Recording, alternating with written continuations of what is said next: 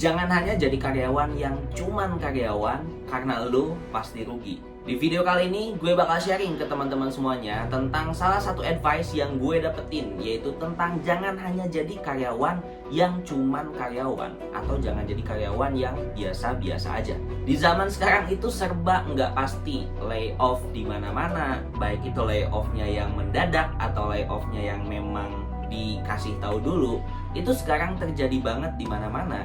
Sehingga memang suatu hal di dunia ini, di saat ini, itu memang nggak ada yang pasti, kecuali mungkin PNS. Jadi kalau misalkan dulu-dulu orang tua kita atau mungkin kita itu memiliki mindset kalau misalkan jadi karyawan itu adalah sesuatu yang sangat safety.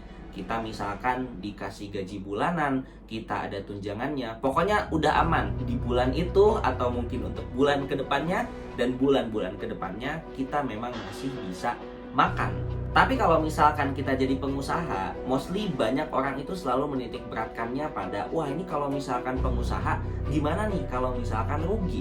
Gimana kalau misalkan nggak kejual?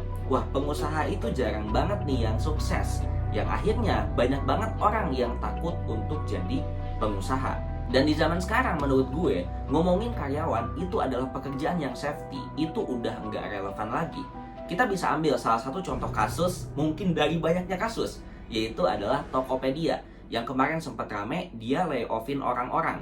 Gak mandang dia senior, gak mandang dia junior, gak mandang dia udah berapa lama di perusahaannya, gak mandang seberapa berkontribusinya dia, seberapa jagonya skill dia, itu udah gak mandang lagi, dia nge-PHK itu kurang lebih 450 orang. Dan kalau dilihat di berita-beritanya kan akan tetap continue gitu, sampai nantinya sekian lah gitu.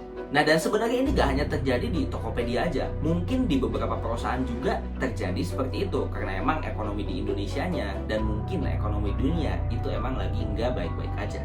Nah, ngelihat fenomena ini, gue bener-bener langsung mikir, kayak kalau misalkan kita jadi karyawan, no matter lu misalkan udah berkontribusi sebesar apapun, selama apapun, chance untuk kita itu di layoff itu pasti ada. Makanya prinsip yang selalu gue taruh di diri gue adalah, jangan hanya jadi karyawan yang cuman jadi karyawan, dan jangan jadi karyawan yang biasa-biasa aja. Nah, maksudnya bukan berarti kita harus menjadi seorang manajer, bukan berarti tiba-tiba kita harus jadi CEO-nya dan sebagainya. Mau gak mau lu manajer, mau lu vice president, selagi itu perusahaan bukan milik lu tetap karyawan di sana. Yang ngebedain hanyalah ya jabatannya aja. Nah, kalau dulu ketika kuliah itu kita mengenal yang namanya kupu-kupu dan juga kura-kura. Istilahnya kalau kura-kura dia kuliah rapat, yang kalau misalkan udah beres kuliah dia bakal sibuk ngurusin organisasinya, sibuk mungkin ngurusin bisnisnya dan lain-lain. Tapi kalau tipikal yang kupu-kupu, dia adalah orang yang kuliah pulang. Setelah kuliah dia mungkin jam 7 sampai jam 4 sore dia kuliah, habis itu dia pulang. Pulangnya itu entah dia rebahan, entah dia main game, entah dia apapun itulah pokoknya. Nah, sekarang juga sebenarnya terjadi di dunia kerja. Ketika ada orang yang karyawan, ketika misalkan dia pulang, langsung dia rebahan, langsung dia istirahat, karena capek juga pastinya. Tapi ada tipikal orang yang dia itu 9 to 5, kerja sebagai karyawan, dan habis pulang, dia masih kerja lagi. Entah itu ngerjain bisnisnya, entah itu ngerjain freelance-nya, entah itu ngerjain part-time-nya, dan apapun itu, pokoknya dia nggak langsung istirahat, tapi nyari uang lagi. Atau ada lagi tipikal ketiga, mungkin misalkan dia masih nggak tahu caranya nyari uang atau kerjaan sampingannya gimana, tapi dia itu nge-upgrade diri dia. Habis misalkan dia pulang karyawan, terus dia itu langsung upgrade dirinya. Dia suka desain, ya ikut course desain atau belajar di YouTube. Dia misalkan suka public speaking, dia ikut course public speaking, baca-baca buku untuk upgrade diri dia sendiri. Tapi salah satu hal yang gue tekenin ke diri gue adalah tipe kedua yang tadi, yaitu tipe ketika misalkan gue pulang kerja, terus gue punya kerjaan lain, punya bisnis lain, dan gue ngegarap itu dan akhirnya mendapatkan uang. Ya sebenarnya sambil belajar juga sih, jadi ya tipe yang ketiga juga itu masuk.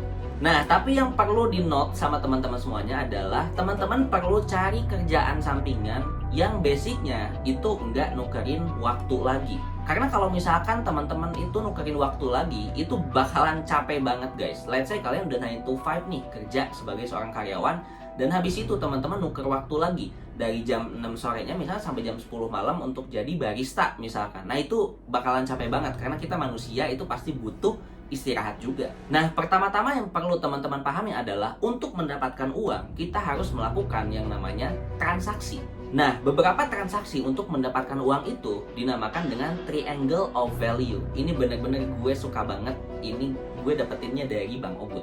Nah, kalau misalkan teman-teman lihat triangle of value ini, semakin ke bawah, itu pekerjaannya semakin capek karena kita melibatkan otak dan juga fisik. Tapi kalau misalkan semakin ke atas, itu pekerjaannya capeknya cuma di otak doang. Jadi kita udah nggak melibatkan fisik lagi. Kita bahas dari yang pertama, yaitu time and energy, di mana teman-teman perlu menukar waktu dan energi teman-teman itu dengan uang.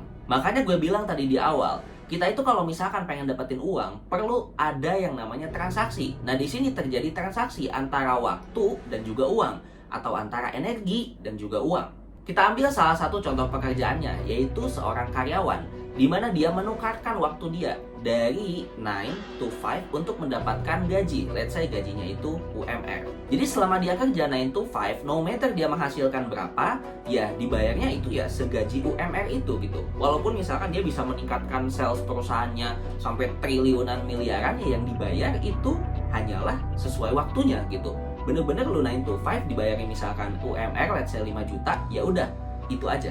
Seberapa kerja kerasnya lu, ya dibayarnya emang segitu aja, di UMR aja, karena yang ditransaksiin adalah uang, waktu, dan juga energi. Kedua, product and service. Nah, di bagian product and service ini, teman-teman terjadi transaksi antara uang dengan produk dan juga jasanya. Tapi yang dibayarnya itu bukan berdasarkan berapa lama teman-teman mengerjakan produk dan jasa itu, tapi berdasarkan hasil akhirnya. Misalkan kalau ngomongin produk nih, teman-teman usaha baju deh.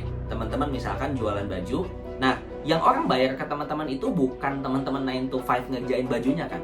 Tapi yang teman-teman bayar itu adalah harga bajunya itu sendiri.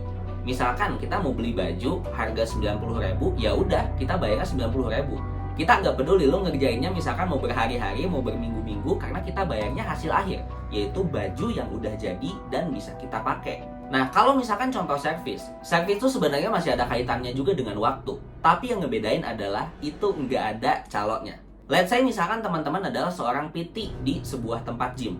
Nah, kalau misalkan PT di sebuah tempat gym, pasti kalau teman-teman dibayar, itu kan ada pembagiannya sama yang gymnya tadi. Entah itu misalkan teman-teman dapat 70% dan 30%-nya itu masuk ke tempat gymnya. Tapi kalau misalkan teman-teman memilih untuk freelance, misalkan untuk personal trainer khusus ke rumah-rumah gitu, yang akhirnya di sana nggak ada calonnya, transaksinya ya antara teman-teman sebagai seorang PT dan juga sama orang yang memang mau di-PT-in gitu, mau dilatih lah sama teman-teman gitu. Jadi uang yang masuk tadi itu langsung 100%, nggak ada pembagiannya lagi. Itu bedanya layer yang pertama dan juga layer yang kedua.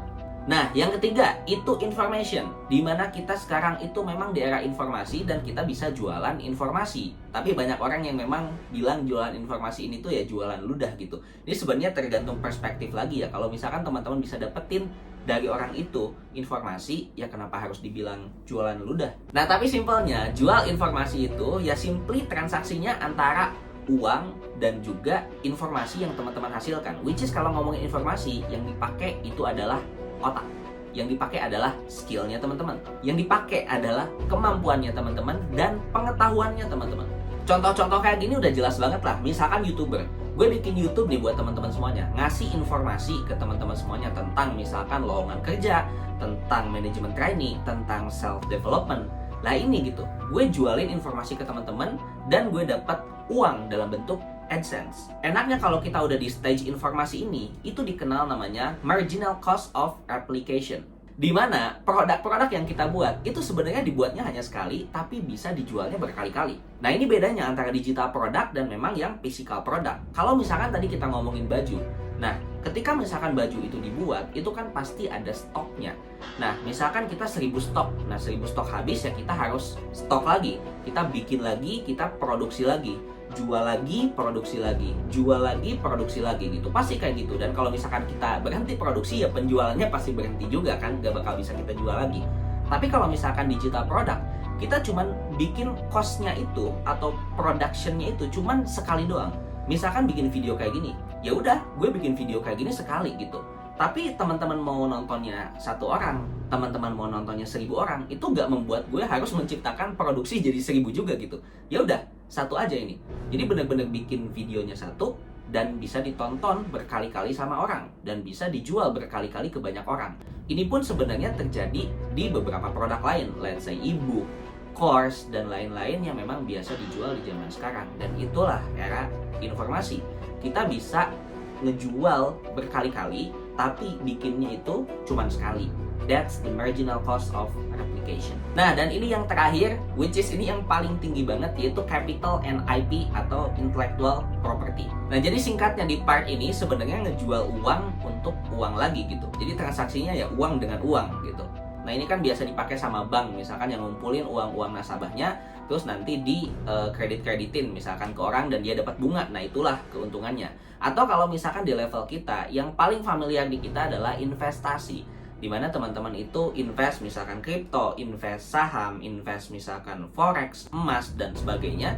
Itu benar-benar jual uang ya untuk uang lagi. Teman-teman misalkan trading kripto gitu, teman-teman yang dikeluarkan itu kan uang, misalkan 1 juta nih ngeluarin uang gitu. Nah, dari 1 juta ngeluarin uang itu, teman-teman misalkan trading dan dapat return, dapat keuntungannya misalkan 10%, teman-teman jadi dapat 1.100.000 misalkan di hari itu. Nah, jadi jual uang dengan uang itu kayak gitu. Nah, tapi nih, untuk sampai ke level sini, itu kan teman-teman perlu yang namanya ya capital tadi. Teman-teman perlu uang yang lebih. Kalau misalkan teman-teman investasi, let's say dapatnya 15% deh per tahun. Nah, uang yang 100.000 teman-teman investasikan dengan uang yang 1 miliar itu kan bakalan beda. Let's say misalkan 100.000 nih dapat 15% returnnya gitu kan, cuman 115.000. Tapi kalau misalkan 1 miliar teman-teman itu investasiin dan dengan return 15%, dapatnya 1 miliar 150 juta. Nah, itu yang perlu teman-teman pikirin. Untuk sampai ke tahap ini perlu kita punya capital yang cukup gede dulu gitu untuk investasi tadi. Sehingga gainnya ini tuh bakalan kita dapetin ya lebih gede lagi gitu. Walaupun persenannya sama 15%, tapi capital yang kita taruh ini beda, ya hasilnya pasti beda juga gitu. Orang yang dapetin 1M dari uangnya ini gitu, returnnya walaupun 15% ya 150 juta gitu.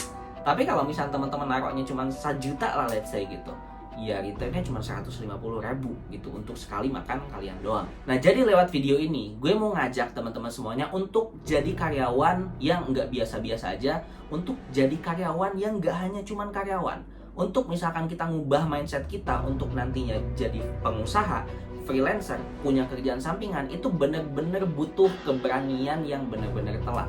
Tapi at least dengan teman-teman punya keberanian itu, kalau misalkan one day besok lu kena layoff, lu gak bakal bingung. Lu gak bakal bingung harus nyari uang di mana lagi, karena lu punya kerjaan sampingan lu punya tabungan lu yang mungkin cukup banyak. Tapi let's say kalian tanggungannya banyak, cicilan KPR belum beres, anak ada 2 gitu, istri misalkan nggak kerja. Nah, terus tiba-tiba besok di layoff dengan keadaan tabungan kalian belum sebanyak itu, apa yang bakal kalian pikirin gitu. Nah, jadi di zaman-zaman sekarang banyak banget gitu orang-orang yang kebingungan gitu. Wah, gue takut di layoff besok, gue takut di layoff besok dan sebagainya. Itu hal yang nggak pasti dan kita nggak tahu gitu. Jadi yang bisa kita lakuin adalah sebelum di layoff kita harus prepare for the worst. Kita harus benar-benar punya kerjaan sampingan, kita harus benar-benar punya bisnis lain. One day misalkan ketika di layoff, ya udah gitu. Sedih sih sedih, tapi kayak oh ya udah gitu karena gue masih punya kerjaan lain. Tapi kalau misalkan nggak ada kerjaan lain, nah itu yang menakutkan buat banyak orang. Akhirnya dia kehilangan pemasukannya, dia gak bisa bayar cicilan lagi. That's the end of the game. Again, karena kita gak tahu kapan hari apes kita. Bisa tiba-tiba besok di layoff, bisa detik ini tiba-tiba gue dikabarin di layoff, kita gak pernah tahu. Tapi kalau misalkan kita udah punya backupnya, kita gak bakal terlalu takut. Makanya ya dari dulu gue punya beberapa sumber income gitu. Gak hanya dari gaji gue sebagai karyawan di perusahaan gue sekarang gitu, tapi gue juga punya bisnis yang bergerak di digital product. Gue juga bikin konten di YouTube, bikin konten di TikTok, di Instagram yang nanti yang ngedatengin endorse. Gue juga manage brand dan juga collaboration salah satu artis gitu, jadi kayak jadi manajernya gitulah. Terus gue juga punya freelance side job yang gue juga kerjakan gitu behind the scene. Makanya ya gue tenang-tenang aja gitu, santai-santai aja. That's the way I am thinking. Jadi buat teman-teman semuanya, jangan lupa jangan jadi karyawan yang biasa-biasa aja, dan jangan hanya jadi karyawan yang cuman karyawan.